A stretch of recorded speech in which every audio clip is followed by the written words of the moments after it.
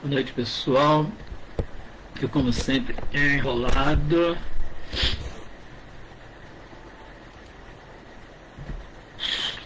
Ai.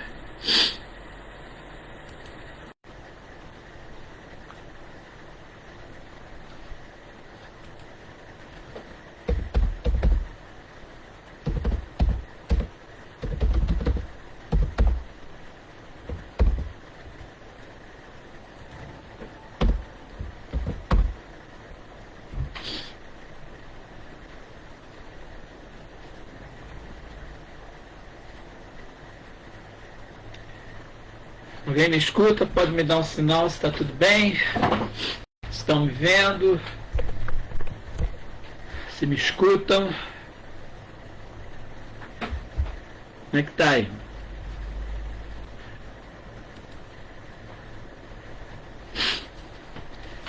Me ajudem, porque o velhinho é velhinho, né?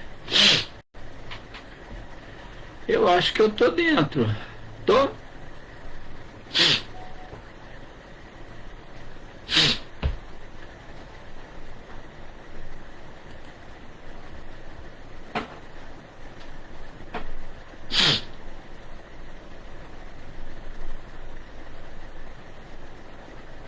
Tudo bem? Ninguém me responde, só o Mauro falou boa noite. Estamos aqui, uma ótima palestra. Então estou considerando que eu estou com vocês.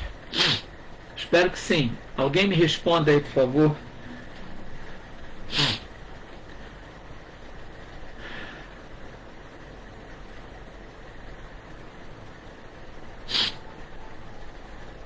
Que angústia, gente. Eu não nasci para esse negócio, não. Bom, vamos lá.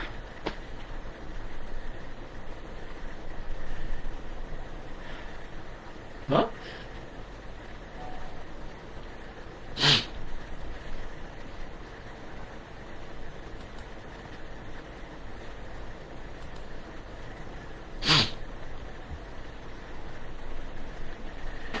Bom, minha gente, vamos lá. Deus nosso Pai, de infinito amor e misericórdia, Jesus, nosso irmão maior, Maria Mãe querida, José bondoso companheiro, amigos espirituais que nos assistem pela misericórdia divina. Pai, aqui nos encontramos, reunidos em vosso nome, pela tecnologia do mundo atual. Te agradecemos, Senhor, a oportunidade bendita de aqui estarmos. Que a vossa vibração de Pai misericordioso nos inspire a todos. Se derrame, Senhor, no nosso planeta tão necessitado da vossa presença, da paz entre as nações. Que o vosso amor possa nos conduzir, Senhor, inspirar o nosso campo mental, as nossas decisões, as nossas escolhas. Os chefes de todas as nações, Senhor, sejam instrumentos do vosso amor e da vossa paz. Aqui neste pequeno grupo nos reunimos, nos entregando a vós, buscando-te verdadeiramente. Rogamos que nos abençoe, nos permita um bom diálogo, Senhor, inspirando a nossa palavra, fazendo de nós instrumentos da vossa verdade. Muito obrigado, Senhor.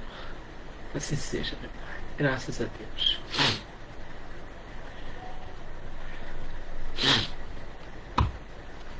Eu acho que... Marilda, obrigado. Só você, Marilda, respondeu. Boa noite. Estamos aqui reunidos, para falar do capítulo 21 do nosso Evangelho segundo o Espiritismo. Haverá falsos cristos e falsos profetas. Eu estou aqui com um probleminha de tecnologia, com pouca luminosidade, porque a minha luminária está sendo utilizada lá na sala da minha casa.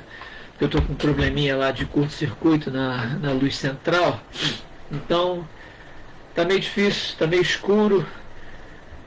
Estou numa insegurança danada, estou numa crise alérgica que está me derrubando, mas estamos aqui. Vamos lá. Bom, nós estamos num tempo bíblico que vai desde o Sermão da Montanha até a entrada de Jesus em Jerusalém, que é conhecida entre nós como a entrada triunfal, que é o próximo domingo agora, o domingo de Ramos. E nesse período Jesus atuou de diversas formas no bem-estar da população daquela época.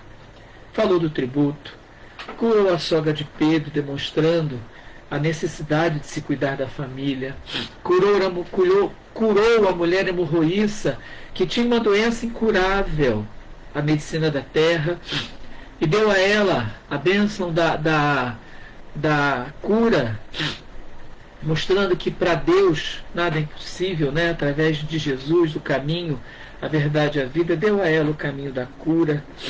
Fez 2 multiplicações de alimentação, demonstrando a necessidade de nós cuidarmos uns dos outros. Fez a transfiguração do Tabor, demonstrando ali a grandiosidade da sua existência, a questão da reencarnação com a presença de Eli, né? Moisés. Entra em Jerusalém naquela manhã de festas onde toda a população o recebeu com alegria e fez o famoso sermão profético, que é o assunto da nossa noite, que eu vou ler para vocês do Evangelho de Mateus, capítulo 24, dos itens 4 em diante, só para a gente ter aí uma luz evangélica. E Jesus, vou ler desde o início, tá? E quando Jesus ia saindo do templo, aproximaram-se dele os seus discípulos e lhe mostraram a estrutura do templo, porque o templo de Jerusalém era uma obra fantástica, né? Era uma estrutura magnífica. E Jesus, porém, lhes disse: não vedes tudo isto? Em verdade vos digo que não ficará aqui pedra sobre pedra que não seja derrubada. Tem até uma profecia de Jeremias. Jeremias é tido como profeta chorão, porque ele chorava muito, porque lhe foi revelado a destruição de Jerusalém. Inclusive é assunto do capítulo 21. Estando assentado no Monte das Oliveiras, chegaram a sair os seus discípulos em particular, dizendo: dize-nos quando serão essas coisas, e que sinal haverá de tua vinda e do fim do mundo? E Jesus respondendo disse-lhes: acautelai-vos de que ninguém vos engane, porque muitos virão em meu nome dizendo: eu sou o Cristo, e enganarão a muitos, e ouvireis de guerras e de rumores de guerras. Olhai, não vos assustei, porque é mister que tudo isso aconteça, mas ainda não é o fim. Porquanto se levantará nação contra nação, e reino contra reino, e haverá fome e pestes e terremoto em vários lugares. Mas todas essas coisas são o princípio de dores. Então vos hão de entregar para seres atormentados, e matar-vos-ão, e sereis odiados de todas as gentes por causa de meu nome. Nesse tempo, muitos serão escandalizados, e trair-se-ão uns aos outros, e uns aos outros se aborrecerão. E surgirão muitos falsos profetas, e enganarão a muitos. E por se multiplicar a iniquidade, o amor de muitos esfriará. Iniquidade é perversidade, maldade. Vai ter tanta maldade, né? Teve e ainda tem, que as pessoas ficarão com medo e ficarão retraídas. Mas aquele que perseverar até o fim será salvo. E este evangelho do reino será pregado em todo o mundo, em testemunho de todas as gentes. Então virá o fim. Esse fim tão decantado, que as pessoas ainda se espantam considerando, né, que seria o fim do mundo, é a regeneração planetária, na verdade, né? A mudança de um estilo de mundo para outro. Esse acaba para um mundo melhor. E o Espiritismo, na sua função consoladora, nos explica, né, que ninguém vai deixar de existir. Aqueles que não se adaptarem aos novos sistemas reencarnarão em outros mundos e continuarão a sua evolução, né? Como o André Luiz voltou para o mundo espiritual, a mãe dele estava no mundo superior, ele ali no mundo mediano, o pai e o avô estavam no mundo dos mundos inferiores, resgatando ali, né, as suas faltas. E a mãe de André falou, olha, nós vamos retornar. Né? Não fala de André, fala dela, do marido, para receber as amantes do marido, para que eles pudessem continuar a sua caminhada evolutiva. Então, não é o fim, apesar de muitas dores, muitos terremotos, muitas guerras, não era o fim. A vida se renova, continua. Estamos aí nessa guerra, né, sem sentido, em Jerusalém, em Israel, né, o que leva muitos aí a começar a falar coisas, e muitos levantam as suas vozes falando desses sinais, levantando medo, traição. Enfim, vamos desenvolver aí a nossa conversa aí na nossa noite. Nossas informações vêm de um historiador chamado Flávio Joséfo. Ele era judeu que se converteu para ser romano, mais por interesse profissional do que porque crença no politeísmo, né? Ele precisava trabalhar, precisava botar a sua arte, que era escrever a história, e né, Roma mandava no mundo, então ele, não posso com eles, vou me juntar a eles. E se converteu aí ao mundo romano para poder ter aí essas histórias até hoje que nos trazem informações. Vamos falar um pouquinho do momento em que tudo isso aconteceu, né? Nós temos duas grandes cidades, duas grandes regiões, Judéia e Galiléia. A Judéia é onde Jesus nasceu, onde tem Belém, Jerusalém, né? E a Galiléia é onde Jesus... Não, minto, vamos consertar. Galiléia é onde Jesus nasceu. Minto de novo. Jesus nasceu em Belém, então é na Judéia. E cresceu na Galiléia, onde tem Nazaré, Cafarnaum. Ele viveu a maior parte do tempo em Cafarnaum, né, onde Pedro também morava, né, os pescadores. Tiberíades, Caná, Magdala, ali era a Galiléia, que hoje é Israel. Israel, Irã, Iraque, Turquia, toda aquela área ali era a época de Jesus. E a Judéia, que é a Palestina, o sul de Israel, né, tinha cidades como Jerusalém, Jericó, Betânia, Belém, onde José nasceu. Então, a questão do censo, eles tiveram que ir para lá para poder se recadastrar. Quem comandava Judéia era Herodes o Grande, e o prefeito era Pôncio Pilatos. Jesus foi preso na Judéia, por isso Herodes envia para julgamento a Pôncio Pilatos, porque ele foi preso em Jerusalém, né? Com Paulo, né, Paulo de Tarso, isso se espalha, mas em Jesus ficava mais ali. Vamos fazer uns esclarecimentos históricos para a gente entender a confusão, né? A Galiléia era governada por um filho de Herodes. Herodes o Grande era da Judéia, e a Galiléia era Herodes e governador e administrador, Herodes Antipas. Na Judéia, governador era Herodes o Grande e administrador Pôncio Pilatos. A galera menorzinha ficou, né, contida ali. Herodes o Grande, ele teve vários filhos, 10 esposas, 10 sogras. O castigo já vivia na vida dele. Muitos filhos. Mas 4 se destacaram. Herodes Antipas, que era lá aquele da Herodias, da Salomé, que era da Galiléia e da Pérea. Herodes Filipe II, que era da Cesareia e Traconites, acho que é isso.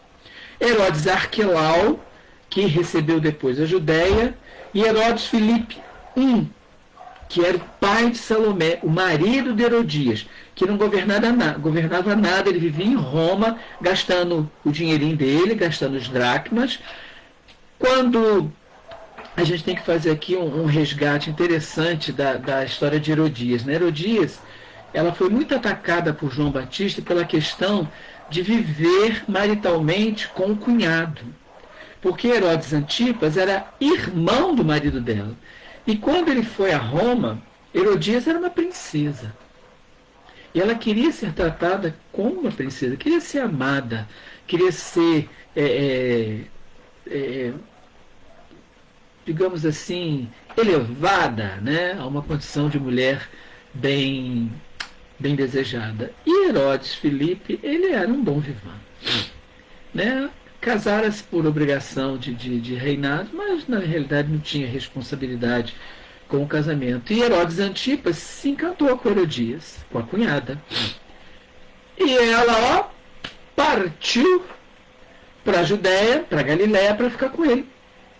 E, ó, Herodes Filipe deu graças a Deus, vaza, ainda leva a filha, né? O direito era dele de ficar com a filha, porque era patriarcado, mas ele não quis saber. Tchum! E ela foi embora para ser uma princesa no reinado do cunhado. Apaixonada, levou a filha para viver uma bela vida. Chegou lá e encontra João Batista, calo no sapato dela, falando mal dela, dizendo que ela não podia viver ali, que ali ela estava em pecado, infernizou a vida de Herodias até dar aquela situação da decapitação dele. Mas não que foi só por isso, né? Ele tinha que resgatar a vida como Eli, né? Onde ele mandou decapitar soldados, então também foi decapitado. Salomé é uma confusão danada. Temos várias Salomés.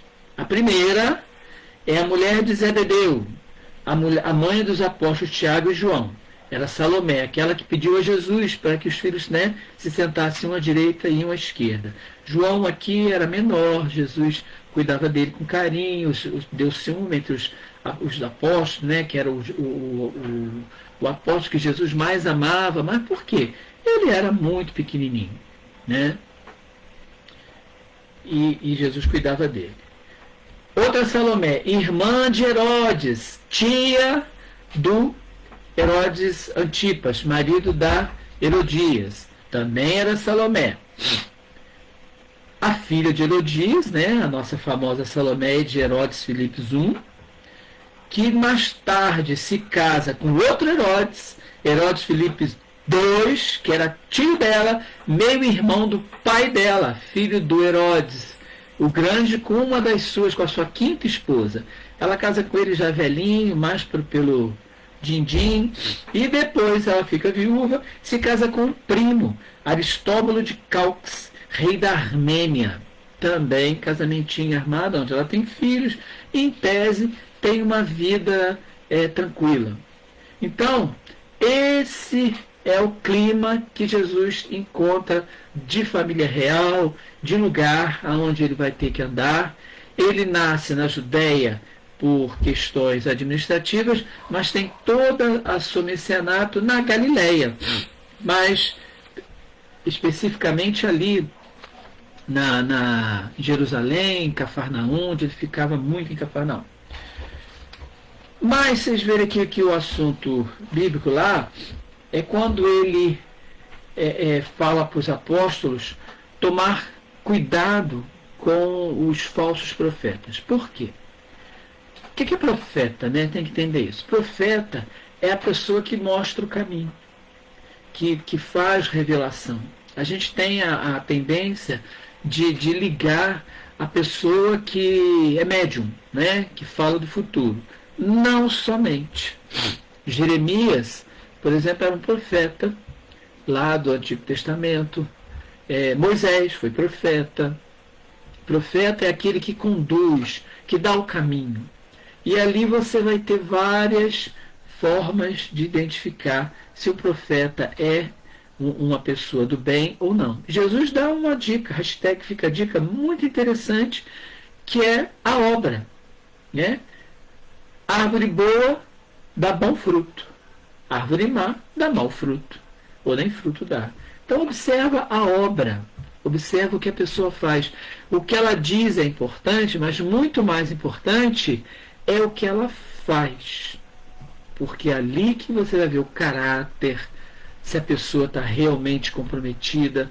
Porque quando a gente segue uma religião, porque a religião ela é bom e importante para nós reencarnados. No mundo espiritual, nós somos todos irmãos. Não tem católico, não tem crente, não tem espírita, não tem bandista, não tem candomblé, não tem nada. Somos irmãos.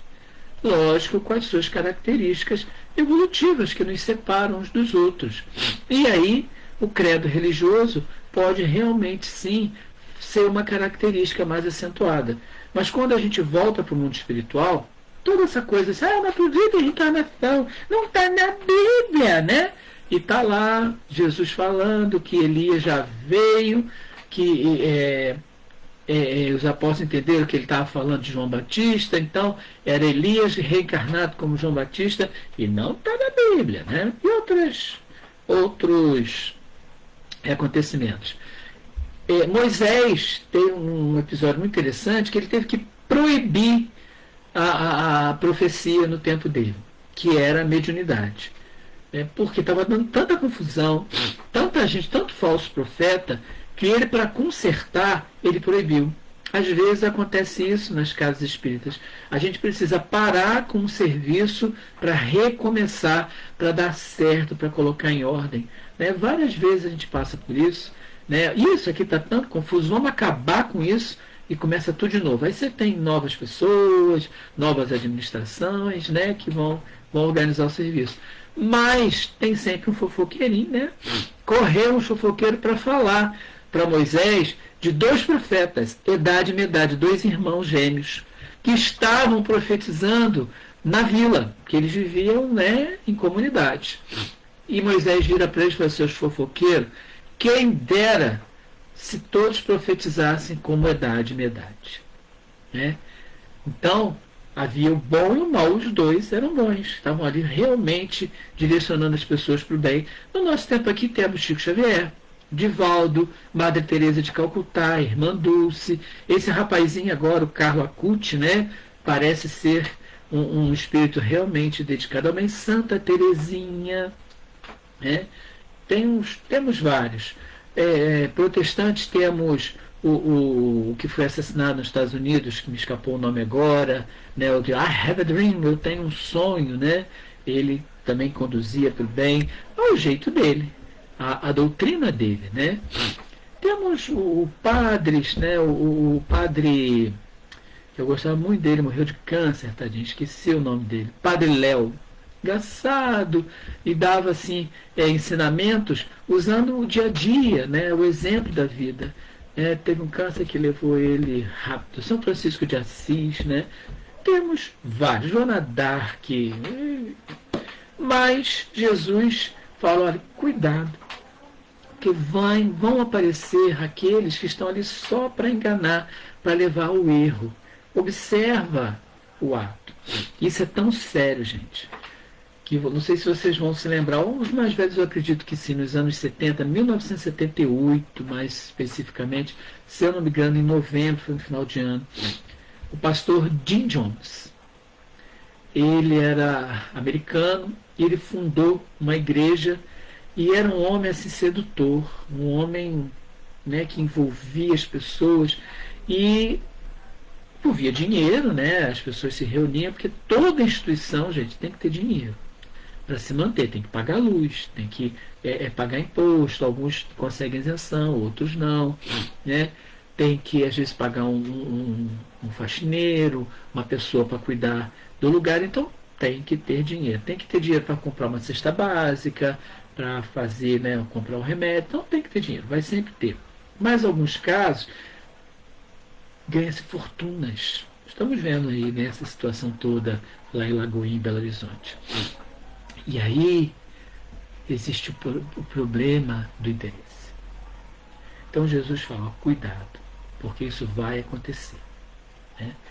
E o Jim Jones funda essa igreja e assim, bomba. E ele começa a ter perseguição nos Estados Unidos, porque a coisa estava esquisita, e ele vem aqui para uma das Guianas, a Guiana, se eu não me engano, a Guiana Francesa. Eu anotei isso aqui em algum lugar para falar para vocês. Não vou ver, não vou achar agora, vou achar, já achei.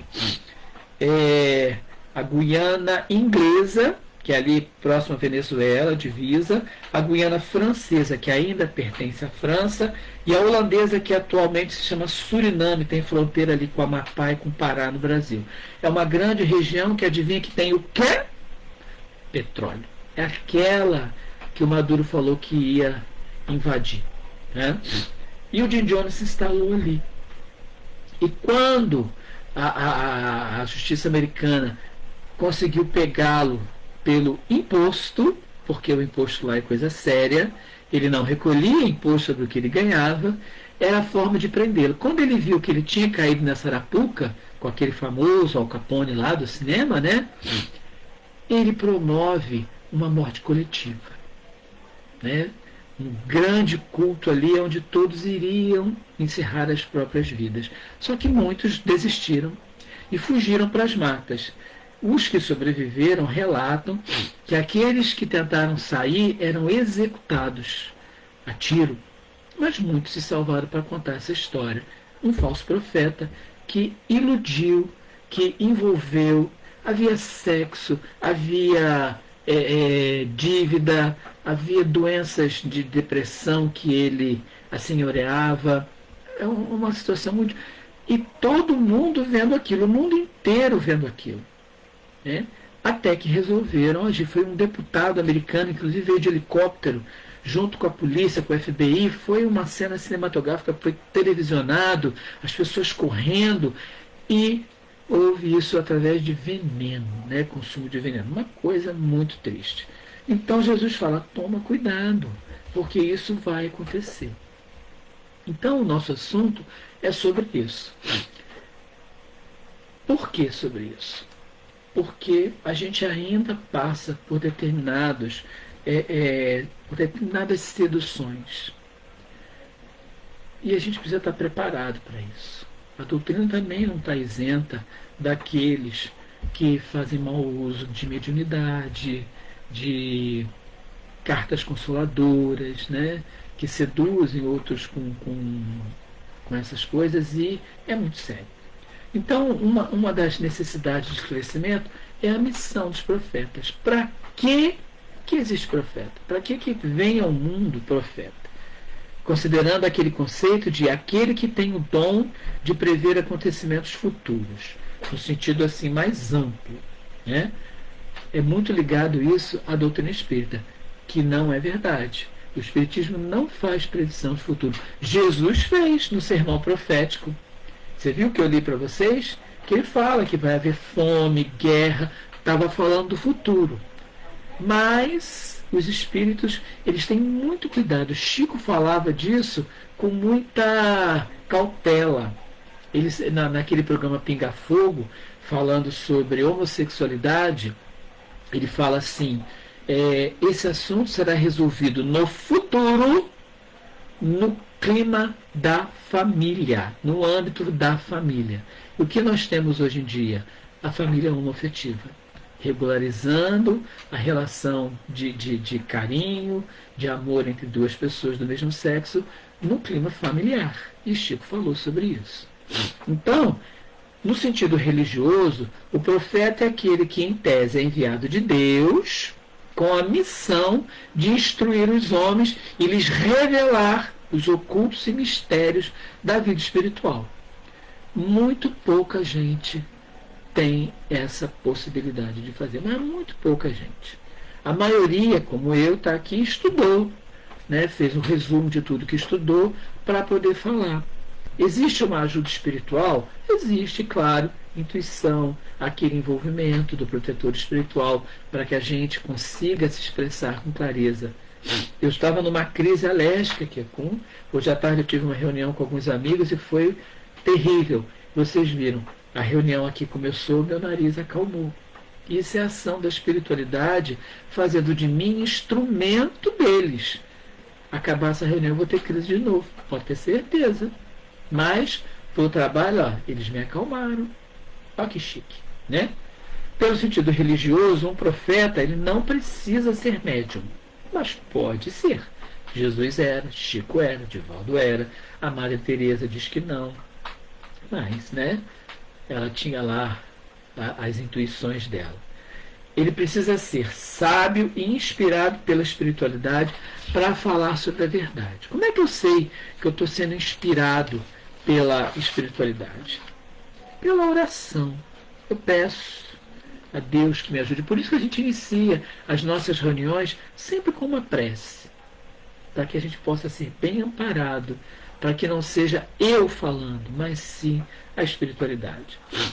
Essa inspiração está registrada lá em Mateus, capítulo 10, versículos 19 e 20. Vou ler. Mas quando vos entregarem, não vos dê cuidado como os que haveis de falar. Vos entregarem é o dedo duro, porque os apóstolos seriam denunciados às autoridades e seriam presos. Então Jesus fala isso para eles. Mas quando vos entregarem, não vos dê cuidado como ou que haveis de falar, porque naquela mesma hora vos será ministrado o que haveis de dizer. Porque não sois vós quem falará, mas o Espírito do vosso Pai que fala em vós. É o famoso Espírito Santo. Que os nossos amigos protestantes e católicos falam, né? O Espírito Santo falou por mim. Deus falou por mim através do Espírito Santo. A mediunidade é a mesma coisa, só que o preconceito não deixa que se veja desta forma, desde que o que se diga esteja de acordo com o que Jesus falou. O que Jesus falou? Amor.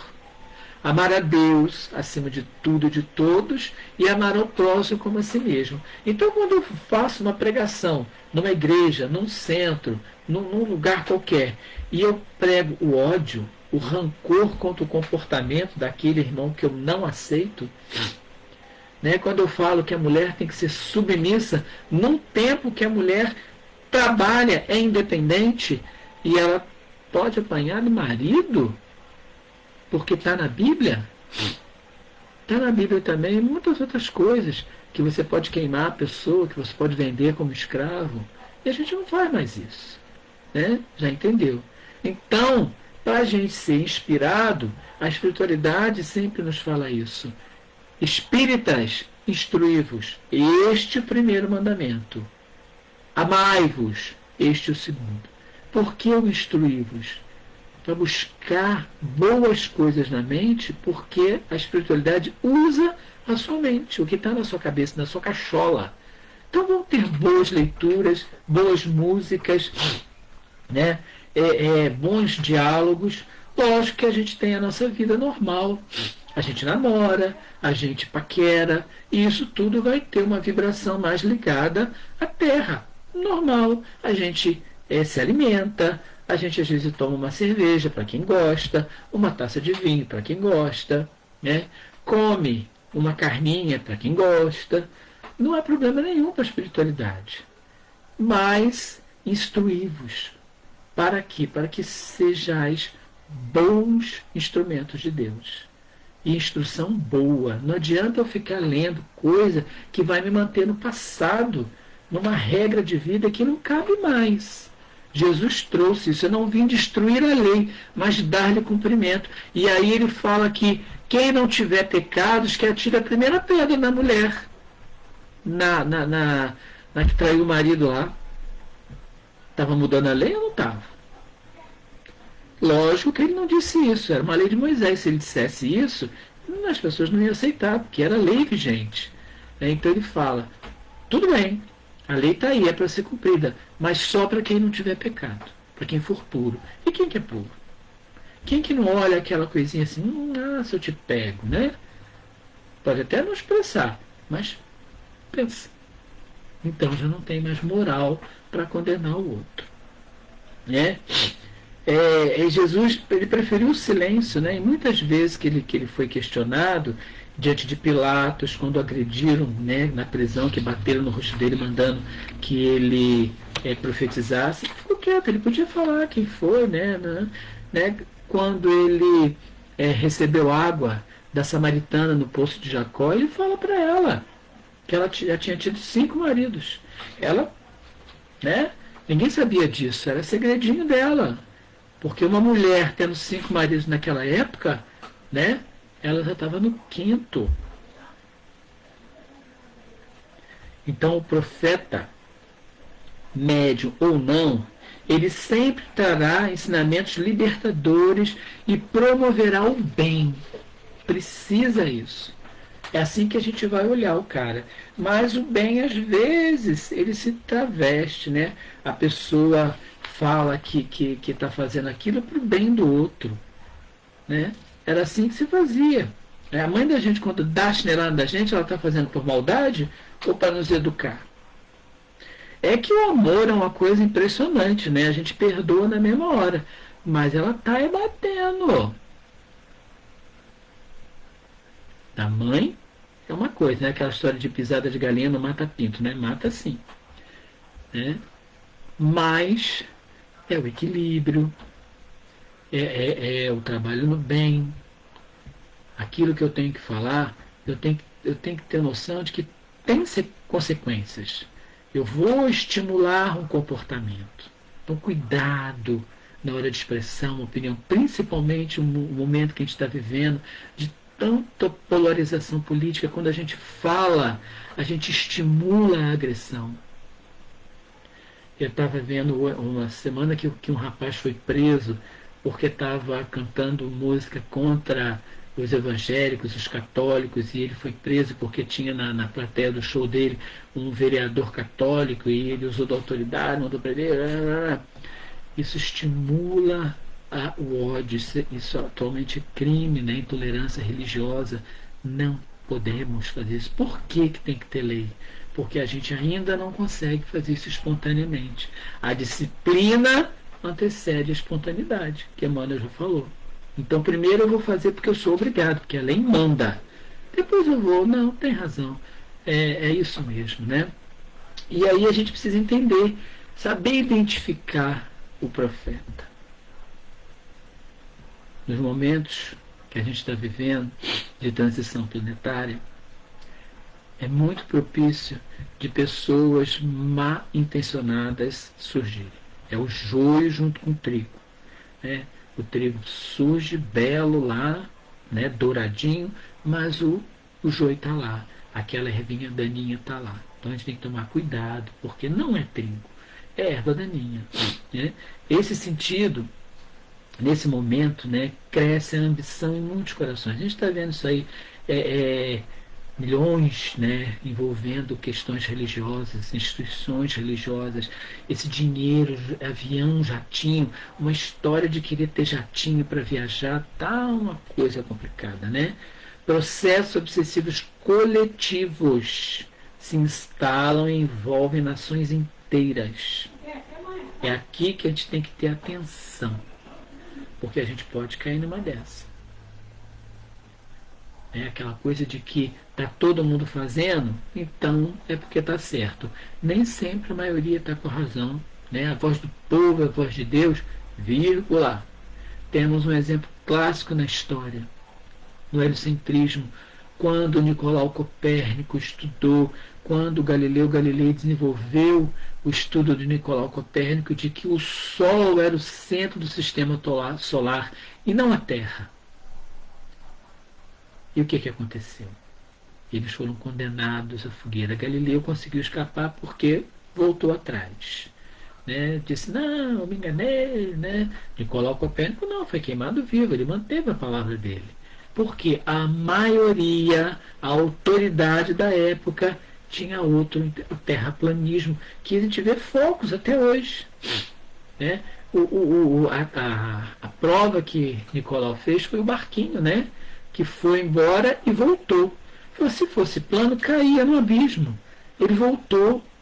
Aí tem a lei de atração, a lei da gravidade, que é um estudo complexo, que ele explicava por que o barquinho voltou e não caiu no abismo. A autoridade local, que era religiosa, não aceitou.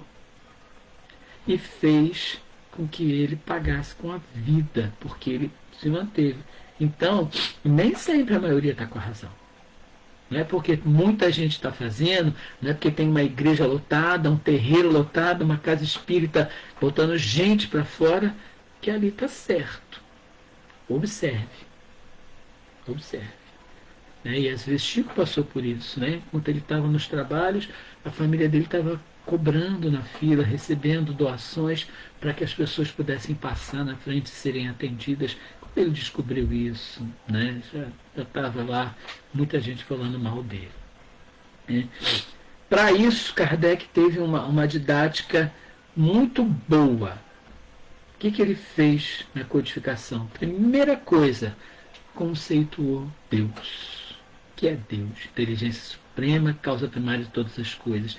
E lá no 13, se eu não me engano, ele dá as características, né? Soberanamente justo e bom, sábio, onipotente, onisciente, para que a gente tivesse um padrão de profeta para poder buscar nos outros. Às vezes a pessoa não vai ter aquilo tudo, mas tem que ter o principal: bondade, humildade. O verdadeiro profeta, ele é identificado. Quem começa a falar muito de si, se apresentar muito, pode botar o seu desconfio, tira o pé do acelerador. Lógico que aí é uma faquinha de 2 legumes, uma linha tênue que a gente precisa tomar um cuidado danado, porque o trabalho no bem, ele precisa ser notificado. Por exemplo, se você tem na casa espírita um departamento que atende a população carente, um médico que vai lá, que doa o seu trabalho para fazer consultas, doação de remédio, de alimentos, isso tem que ser noticiado, as pessoas têm que saber.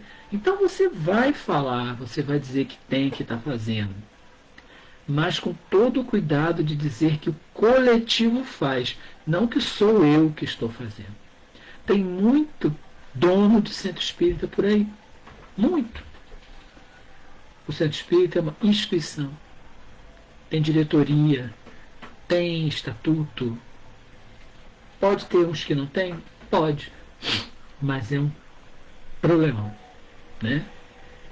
Porque se torna dono. E aí quando é dono é eu que mando, faz o que eu estou. É complicado. Mas enfim, né? Conceituando Deus, Kardec nos dá aí um caminhozinho para a gente se situar. Jesus parece com Deus. Tanto que a Igreja Católica conceitua a Trindade, né? Deus Pai, Deus Filho e Espírito Santo. Jesus foi divinizado, porque ele é a esperança, o Deus encarnado, né? A espiritualidade, inclusive, nos dá Jesus como padrão, como modelo e guia, para que a gente busque, né, no comportamento de Jesus o nosso próprio comportamento. Né? Diz que ele ainda é o nosso governador, é o que nos dirige. E Jesus esclareceu uma coisa muito importante: nenhuma das ovelhas que o Pai lhe confiara se perderia.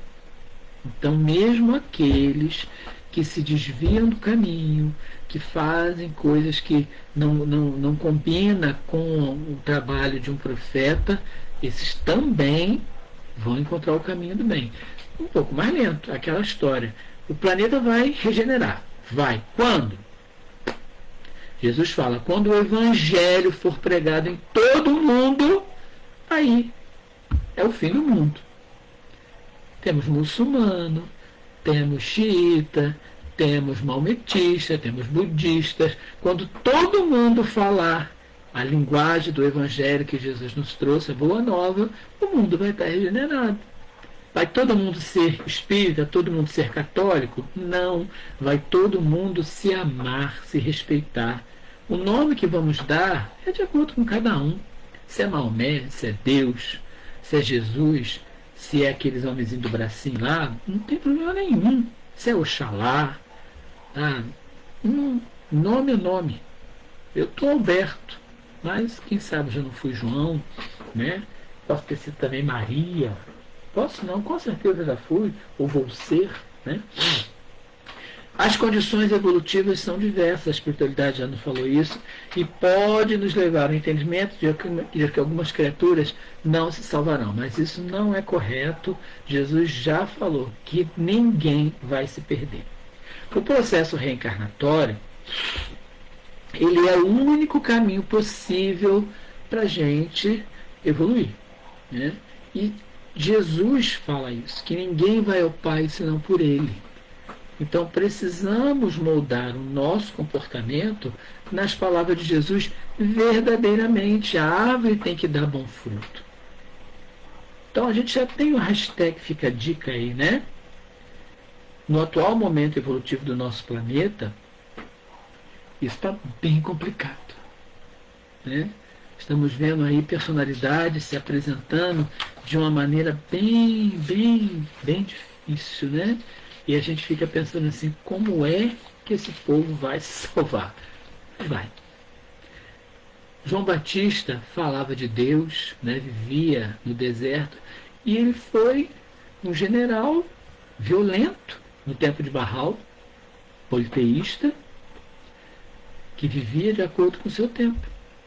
E retorna ao mundo refeito, falando de Deus e de amor. Né? Então nós temos alguns caracteres que podem nos ajudar a identificar esse profeta. A superioridade intelectual e moral. Né? O que é superioridade intelectual? Eu tenho que ser um cientista? A gente vê aí o caso da polilaminina, da doutora Tatiane. Para mim é uma profeta que pensa no bem, dedicou a vida inteira dela, inclusive com recursos próprios, nessa pesquisa para fazer o bem acontecer. Se ela vai ganhar dinheiro, é resultado de um trabalho que é característica do nosso momento, do nosso planeta. O trabalho ele é remunerado, então ela vai ganhar dinheiro com tudo, com todo merecimento, não tem problema nenhum.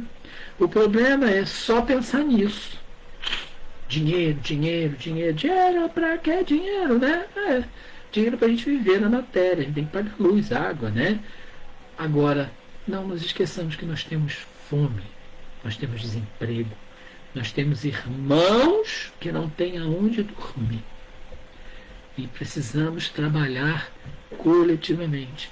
Esse é um caractere do verdadeiro profeta. Outro dia eu vi no Instagram um pastor que usava o dízimo que a igreja dele arrecadava, que não era pouco, para fazer casa para quem não tinha onde morar. Lógico que tinha que ser da igreja dele. Né? Então, né? Mas já é um caminho. Já está dando um direcionamento para o dinheiro que vem da religião. Né? O espírito ele tem muita dificuldade em ajudar, né? Em dar din-din. Né? Quando a gente fala em cesta básica, vem a famosa campanha do quilo. Ninguém tem coragem de se programar mensalmente para dar uma cesta básica, R$120, R$160, mas faz uma prestação dessa para pagar um telefone, para comprar uma roupa bacana, até mais, né? Para fazer curso, para comprar um perfume árabe, né? Aquela coisa, mas para sustentar alguém que precisa, que você nem conhece, falta coragem, falta peito para fazer isso. E é aí a superioridade moral, em que eu desejo bem sem condição. Não, eu só vou dar dinheiro se o cara trabalhar. Às vezes ele não tem condições de trabalhar, ele está viciado na ociosidade. Tem que dar tempo para ele sair daquela vida. Para isso a gente precisa, por exemplo, de estrutura, de um serviço público, né, que cuide disso. Né? O centro, a igreja pode cuidar. Se tiver estrutura, vai ser ótimo. Né, de direcionar para um trabalho, de recolher a pessoa da rua. Às vezes a pessoa precisa de tratamento médico mesmo, psiquiátrico, para se libertar desse vício da ociosidade. Isso tudo tem que ter amor, não é aquela história. Se não fizer, vai embora daqui. Tem alguns governantes fazendo isso. Tem lá, tem capim lá, tem um terreno lá para capinar. Se não for capinar lá, rua, bota na estrada e manda embora.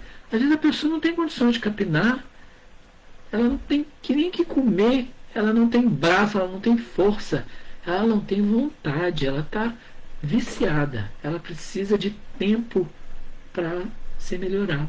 E aí é o amor, a superioridade moral que vai nos conduzir a esse trabalho de amparo.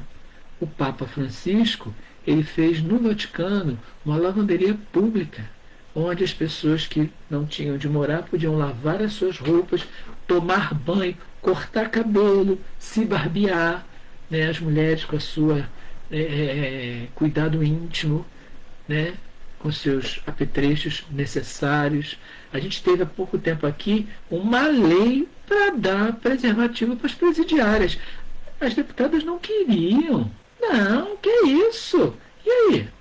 Elas estão presas, não podem trabalhar. Ah, mas tem trabalho. Vírgula. Não tem para todo mundo, não. E aí elas estão lá dentro, não vão ter o absorvente íntimo, não vai ter a escova de dente, não vai ter, né? O tratamento. Ela está presa. Ah, vou dar vida boa para esse povo. Não, vai dar vida digna. É com dignidade que se recupera. O nosso sistema judiciário ele tem essa característica de ressocialização e não de penalização, não de matar, é de ressocializar o ser. E aí ele precisa de ser tratado com dignidade para que ele possa buscar. Alguns vão conseguir, outros não. Mas essa é uma das características importantes do profeta, né? Uma coisa interessante por exemplo, assim, o trabalho ele é digno, né?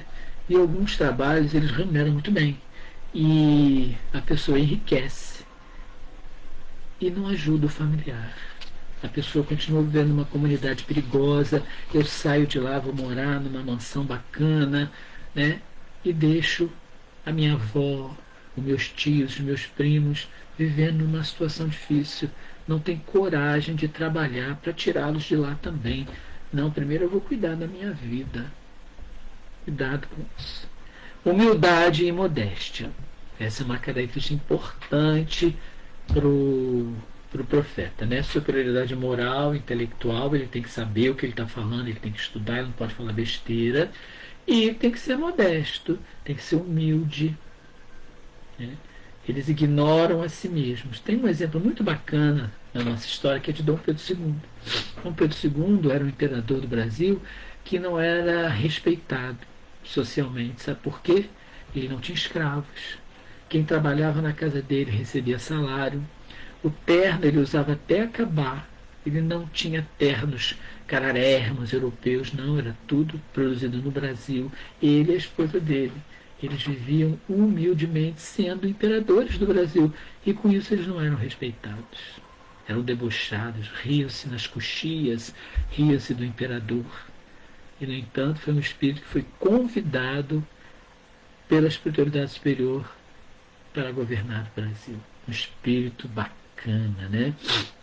Eles se revelam pelo trabalho e não pelos discursos da autopromoção. Você identifica o profeta na sua modéstia porque você vê ele fazendo, vê ele produzindo, não vê ele falando o que fez. Às vezes, lembra, vai precisar falar porque a pessoa precisa saber que tem aquele trabalho, que tem aquela possibilidade, mas sempre no coletivo, né? O trabalho no bem ele tem que ser divulgado, mas com muito cuidado. Então são esses caracteres assim, principais. Estou dando uma aceleradinha por conta do tempo, mas que vai dar para você assim, ver se aquela pessoa está realmente em nome de Jesus. Né? E existem falsos profetas, né? Que parece que é, mas não é. E aí a gente tem que tomar muito cuidado. Né? Já tem a regra, né, de olhar o fruto, né, de ver o que está se fazendo. E o que acontece? A gente, às vezes, por ver essa pessoa fazendo perversidade, desviando verba, a gente acaba se revoltando, né? A gente acaba desacreditando do trabalho.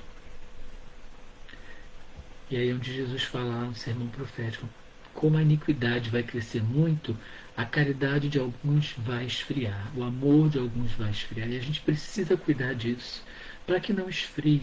Façamos o bem, não desistamos de ninguém. Com cuidado, né? Sem cobrar. Ah, eu só vou te dar a cesta básica se você parar de beber. Ele não vai parar de beber. Mas você pode ajudá-lo. Vamos diminuir essa bebida? O que está havendo? Por que você está bebendo tanto? Né? Viciados em droga. Ah, você tem que parar. Parar como?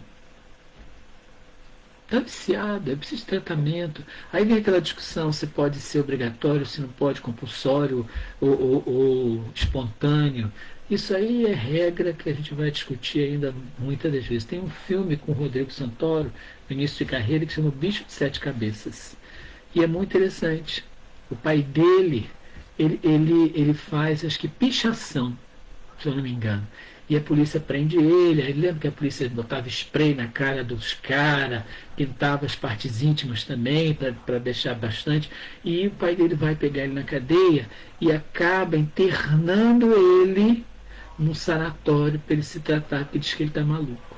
E aí realmente começa ali um problema. O pai dele faz um bicho de 7 cabeças de uma ação, de uma bagunça de um adolescente, porque ele fazia um papel de adolescente. Não teve tato de resolver aquilo com calma, com serenidade. E o terror da mediunidade, os falsos profetas da erraticidade. Lembrando sempre que a erraticidade, ela não é um local. A erraticidade é uma condição de existência.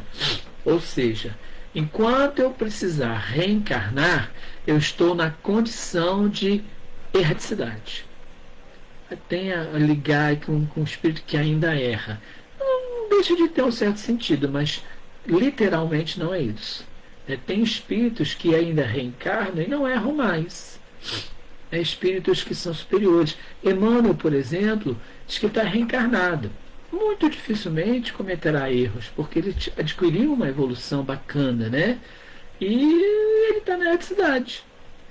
André Luiz, Meimei, Madre Teresa, o próprio Carlos Acuti, que está agora aí, em voga, né? Espíritos que ainda precisam reencarnar, seja por missão, seja por necessidade evolutiva. E não é porque desencarna que vai ficar bonzinho. Então tem que tomar cuidado, que quando se retorna ao mundo espiritual, ainda se leva a isso. Ainda tem assim umas características, sabe? A personalidade exclusivista do espírito. Sabe aquele que só ele serve? O médium que só ele psicografa bacana. Você vê na casa só ele lá. As atenções por cima dele. Às vezes acontece. Chico, no meio de muitos médiuns, se destacaria. Divaldo se destacou. Trabalhava sozinho? Não. Ele fazia palestras sozinho, mas na casa espírita ele estava com todo mundo. Lembra da senhora que não sabia ler? E mesmo ali estava trabalhando? Tinha muito mais conhecimento que ele. Então, não pode haver exclusividade. Sabe? Só aquele padre, só aquele pastor. Tem um pastor aqui na minha cidade muito conhecido, que é médium, sabe? E ele não gosta que as pessoas, ele vê as coisas, ele fala, então ele é muito famoso por conta disso. E num diálogo na igreja dele, que me contaram, ele falou, não tem só eu aqui, gente. Não pode ser só eu. Tem outros aqui. Tem que partir. Métodos exóticos, sabe? Luz não sei o quê. Na sala mediúnica a gente diminui a luz, bota uma luz azulzinha, amarelinha, uma coisinha assim, por conta dos efeitos da mediunidade ali, que precisam ser preservados. Mas existem coisas assim, flores, enfeites, que às vezes tira muita atenção do trabalho, gera muito gasto, que não há necessidade. Donos da verdade, só o que ele fala é que serve, não escuta ninguém. A história do heliocentrismo, lembra? Não aceitaram. E a dica do Espírito de Verdade é aquela que a gente já comentou, Amai-vos, primeiro mandamento, instruí-vos, o segundo. Tem que estudar. Aquele que diz que não vai no estudo na casa espírita, vamos falar da casa espírita. Não, eu já conheço tudo, não preciso estudar mais não. Ah, meu filho, bota um desconfio. O orgulho e a vaidade está tomando conta ali. A gente pode ter 50 anos de doutrina. A gente tem que estudar. Tem que fazer o culto do evangelho em casa. A gente tem que participar do estudo doutrinado, sistematizado, dos grupos de estudo, das atividades da casa. Sabe aquelas reuniões que não servem para nada? Que a gente vai lá para falar coisas e vai continuar tudo do mesmo jeito? Participe. Reunião de trabalhador, vá. Porque é ali que a casa se organiza. Às vezes, vou para quê? Não resolvem nada. Vai assim mesmo, dê a sua colaboração. né? Fala isso com carinho, fala, gente, nós estamos falando isso pela 10ª vez e ainda está acontecendo, gente. A gente precisa, entendeu? Com carinho, com amor, com fraternidade, mas cadê a sua colaboração? E o nosso modelo guia é Jesus, né? Paulo, lá na sua primeira epístola aos Coríntios, capítulo 12, versículo 31, fala o seguinte: portanto, procurai com zelo, ou seja, com dedicação, os melhores dons, e eu vos mostrarei um caminho ainda mais excelente. Ele falando dele aqui porque ele estava falando com uma igreja, né? Os melhores dons, aquilo que você tem de melhor. Se dedica. Você é bom em quê? Você é bom de conversar? Então conversa. Tira a pessoa da depressão, né? Você sabe limpar? Vai limpar. Os dons não são só os mediúnicos, não são só aqueles que te destacam, não, são aqueles que mantêm a casa organizada. João tem uma dica também: não creiais em todos os espíritos, experimentai-os se eles são de Deus. Como é que um espírito é de Deus? Se ele pensa no bem, se ele ama o próximo, se ele não quer que o cara passe fome, se ele está falando para ele ali com carinho, com amor. Não aquele assim, olha, você não pode participar do nosso grupo porque você não toma banho de descarrego. Você não pode participar da nossa gira porque você não trouxe a vela do seu anjo da guarda. Não é isso. O meu irmão, se é regra da casa, procura cumprir, meu querido. Se você não faz, você é exemplo. As pessoas vão ver que você não faz e não vão querer fazer também. E faz parte da nossa casa. Aqui na nossa casa, por exemplo, é o horário. As pessoas têm grande dificuldade de cumprir o horário. Aí passamos a fechar a porta. Dei um mau bochicho. Como é que pode fechar a porta da casa de Deus? Uai, gente, tem que ter horário, tem que ter regra. Tem que ter. Mas vai causar aborrecimento. Os bons espíritos demonstram caracteres sempre morais, nunca materiais. Viver, né, falando agora do médium, do palestrante, do fruto do próprio trabalho, não do trabalho da sua instituição. Paulo de Tarso, ele renunciou a tudo. Né? Sabe aquela história que ele falou para o Macedo? Vai, vende tudo que tem e dai aos pobres. Jesus falou isso para ele: faça o bem, depois vem e me segue. E ele não fez isso. Por que Jesus falou isso para ele? A espiritualidade esclareceu para a gente por que Jesus falou isso para ele. Porque ele ia desencarnar num acidente. Ele era competidor, ele era esportista, e ele ia sofrer um acidente, aquele negócio de corrida de cavalos lá deles, e ele ia desencarnar. Então tudo que ele juntou ia ficar aí para os outros. Então Jesus falou: vai, vende tudo, dá para o pobre e vem, me segue, porque você vai embora comigo daqui a pouco. E ele, né, não teve condição. Então, minha gente, os falsos profetas da erraticidade, né, os falsos profetas que surgirão aí falando de Jesus, é aquele que se coloca sempre acima da obra. O importante é a obra, não o pedreiro. O pedreiro é importante porque a obra tem que ser realizada, mas ele tem que dizer: não, isso aqui é bacana. Sabe aquela música? Tá vendo aquela igreja, moço? Eu também trabalhei lá valeu a pena, fui assim, não sei o quê. Porque onde ele fez a escola, a filha dele não podia estudar. Onde ele fez ali, ele também não podia entrar. Aí Jesus fala para ele: rapaz, oh não, rapaz, deixe de tolice. Eu fiz tudo, eu enchi os mares, enchi os rios, e na casa de muitos eu também não posso entrar. Não desistamos. Às vezes vai dar assim, ai, estou aguentando. Mas sacode a poeira, dá a volta por cima. Tá bom? Esse era o nosso assunto. Conseguimos cumprir o horário, um pouquinho para lá, um pouquinho para cá, mas conseguimos cumprir o horário. Muito obrigado pela atenção de todos. Vamos nos despedir com uma prece. Obrigado, meu Pai querido, pela bênção infinita de erguermos a nossa voz em vossa homenagem. Obrigado pela presença espiritual, Senhor, que nos ajudou no diálogo da noite. Que cada lar, Pai, possa ser visitado pela presença bendita do vosso pensamento. levando a esperança de amor, de dias melhores, levando, Senhor, a certeza de que mesmo que a cruz seja pesada, o caminho se faz necessário. Que o vosso amor nos abençoe e nos permita um repouso noturno de paz, fazendo de nós, Senhor, instrumentos benditos da vossa vontade. Muito obrigado, Senhor. Graças a Deus.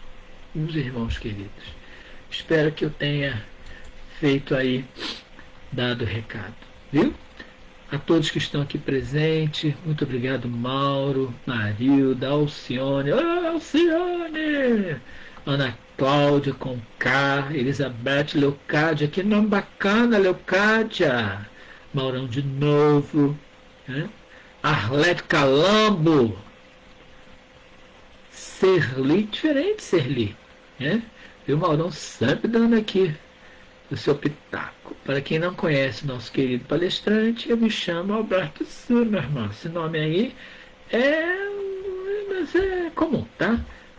É o nosso Silva, lá na coisa. Leonora, que chique, Leonora. Maria Gomes, Serli de novo, tá bom? Gente, muito obrigado. Que Deus nos abençoe. Desculpe aí as falhas, mas é por aí, tá bom? Vou encerrar.